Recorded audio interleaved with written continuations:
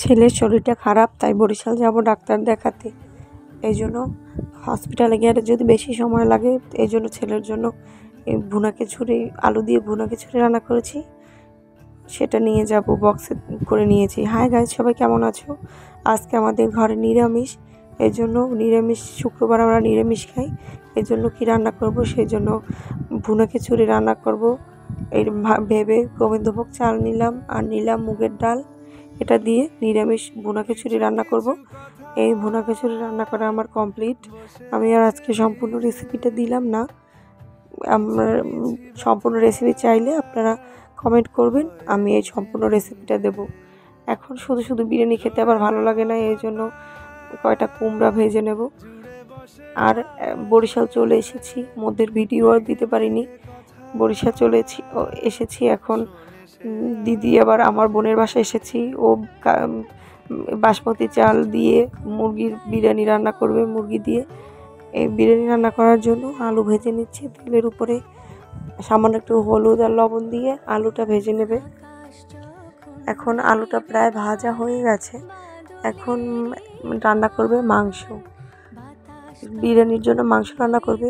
এই জন্য একটা ভাঁড়ের মধ্যে সব গরম মশলা দিয়ে তার মধ্যে পেঁয়াজ দিয়ে ভালোভাবে ভেজে নেবে।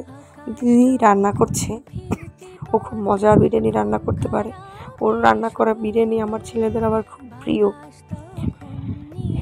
এই বিরিয়ানি রান্না করার জন্য এখন এই আগেই মশলা দিয়ে মাংসটা ম্যারিনেট করে নিয়েছিল। এখন ওইটা এই ফোড়ন দিয়ে ভালো করে মশলা মাখানো সহ মাংসটা দিয়ে ভালোভাবে কষিয়ে নেবে। ভালোভাবে মশলার সাথে মাংসটা কষিয়ে নেবে।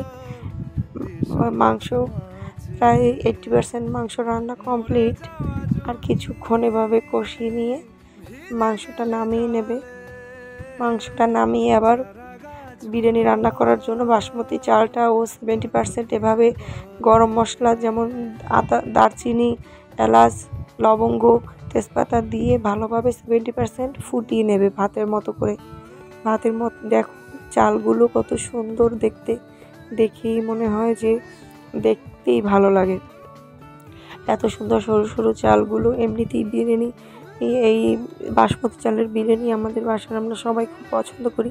আমার ছেলেদের তো খুব প্রিয়, খুব পছন্দ করে ওরা খেতে। দেখুন হাতে নিয়ে আবার দেখাচ্ছি ভালোভাবে একটু।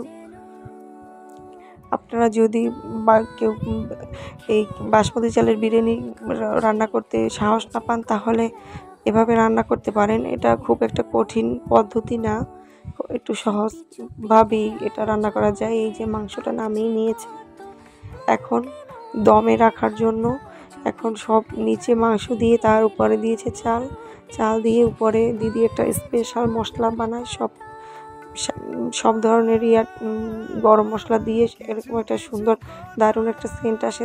এই মশলাটা দিয়ে তার উপরে দিয়ে দিয়েছে ধনেপাতা। এখন দিয়ে দিচ্ছে পেঁয়াজের বেরেস্তা। খুব সুন্দর করে চারদিক দিয়ে ভালোভাবে ছড়িয়ে নিয়ে তা দিয়ে দেবে। এখন ভালোভাবে এটা দিয়ে তারপর ঢেকে দেবে। ঢেকে তারপর এটা দমে রাখবে কিছু সময়। ব্যাস প্রায় 20-25 মিনিটের মতো দম রাখার পরে এই দেখুন কত পারফেক্ট হয়েছে বিরিয়ানিটা। হয়তো বা কালারটা অত ভালো আমার ফোনে দেখাচ্ছে না, কিন্তু বিশ্বাস করুন এত সুন্দর দেখতে এবং খেতে হয়েছিল অপূর্ব। এক কথায় অপূর্ব হয়েছিল। আমার ছেলেরা তো একদম খুব মজা করে খেয়েছে, খুব পছন্দ করেছে ওরা বিরিয়ানিটা খেতে। দারুণ হয়েছিল খেতে। এই দেখুন ফাইনাল লুক, একদম চমৎকার। আপনারাও বাড়িতে ট্রাই করতে পারেন। সবাই ভালো থাকবেন বন্ধুরা।